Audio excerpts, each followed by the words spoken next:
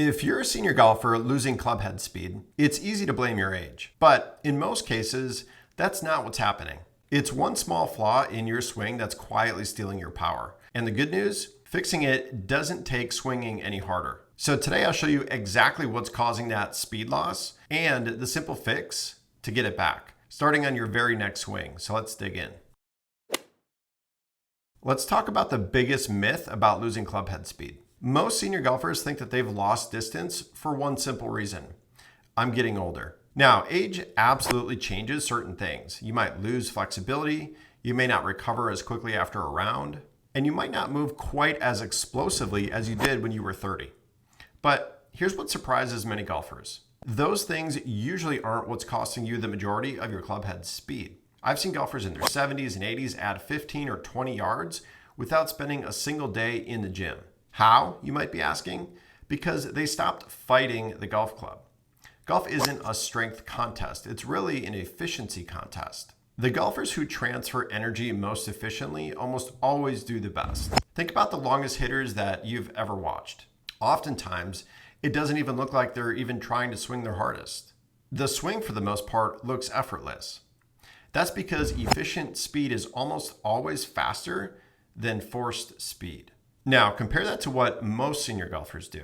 As distance starts disappearing, they naturally try to get it back. So they swing harder, they grip harder, they even take a bigger backswing. And ironically, every one of those things usually makes the club move slower because speed doesn't come from effort, it comes from proper sequencing. So if you remember nothing else from today's video, remember that speed comes from proper sequencing, not effort alone. So everything else that we'll cover today builds from that one idea. And by the way, guys, one of the best things that you can do to get speed back is ensuring that you have the right setup in the first place. And that's why I've created a free golf swing setup checklist that I've linked in the description box below. It'll help you nail the proper setup every time. Be sure to grab that before you leave. So if strength isn't the answer, what exactly is breaking the sequence? That's where most every senior golfer unknowingly gives away free speed. So let's talk about the real power leak. Here's the biggest mistake that I often see. The downswing starts with the shoulders. And this happens because most golfers are focused on one thing, and that's hitting the golf ball. So from the top of the swing, they instinctively throw everything toward the golf ball at once. It feels aggressive, it feels powerful, but it's actually destroying the chain of energy that your body is supposed to create. Think about throwing a baseball, for example. Would you start by throwing your hand? Of course not, right? Your feet push into the ground, your hips rotate, your torso follows, and then your arm. Then finally your hand releases the baseball. And every body segment speeds up the next one. So golf really works the exact same way. Or for example, think about cracking a whip, right? The handle doesn't move incredibly fast, but every section transfers energy to the next until the very end explodes with speed. Your golf club is really the end of that whip. If your shoulders are firing first, it's like grabbing the middle of the whip. It never gets a chance to accelerate. Now let's look at what happens in the golf swing. When your shoulders spin first, like you're seeing in the video, your hips stall, your arms race ahead, the club gets thrown way too early. Oftentimes your wrists unhinge too soon, and you've probably heard the phrase casting. That's exactly where casting begins. By impact, the club has already spent most of its speed. Now let's compare that with a properly sequenced swing. Pressure shifts into the lead foot, right? The lower body begins rotating, the chest follows, and the arms simply fall. And the club naturally lags behind. And then right before impact, everything releases. And that's where that effortless speed comes from. And here's something really important. I'm not asking you to consciously move every body part separately.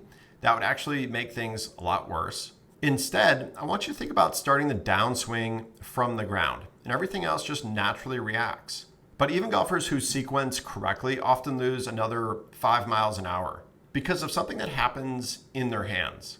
And as a quick reminder, before we go into that, if you haven't already, be sure to grab my free golf swing setup checklist in the description box below before you leave. So let's talk about what that silent speed killer is. Let's talk about tension. This is one of the biggest hidden speed killers in golf, in my opinion. And unfortunately, it's something that tends to increase with age. Not necessarily because older golfers have tighter muscles, but because they become more careful. You don't want to hit it out of bounds, you don't want to chunk it, you don't want to top it, and you don't want to embarrass yourself, all the things above. So what does your body do? Your body unconsciously tries to control everything. Your grip pressure increases, your forearms tend to tighten, your shoulders tighten, your jaw tightens. Everything begins to just naturally tighten. And suddenly you're trying to swing a golf club with muscles that should actually just be relaxed. So here's a simple experiment. Hold your driver out in front of you. And now squeeze it as hard as you possibly can. Like really squeeze it. Now imagine trying to make your fastest golf swing. It's really not going to turn out too well. Now loosen your hands, right? Feel the weight of the club and notice how much freer it wants to move. That's exactly what's happening during your golf swing.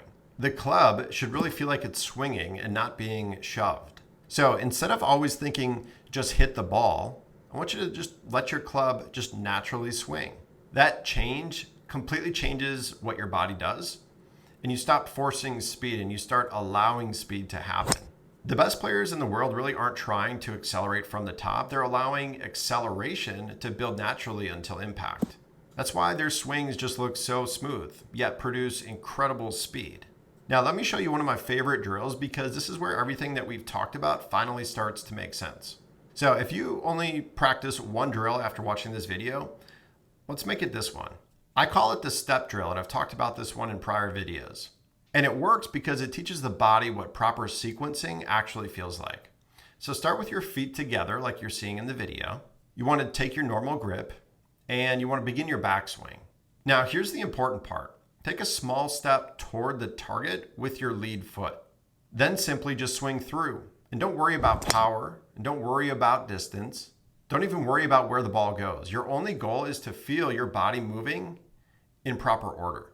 Your pressure shifts, your weight transfers properly, your hips begin rotating, the chest follows, the arms respond, and the club finally releases. So do this 10, 15, 20 times and then go back to your normal stance. And most golfers immediately notice three things. First, the swing feels smoother. Second, the club suddenly feels lighter.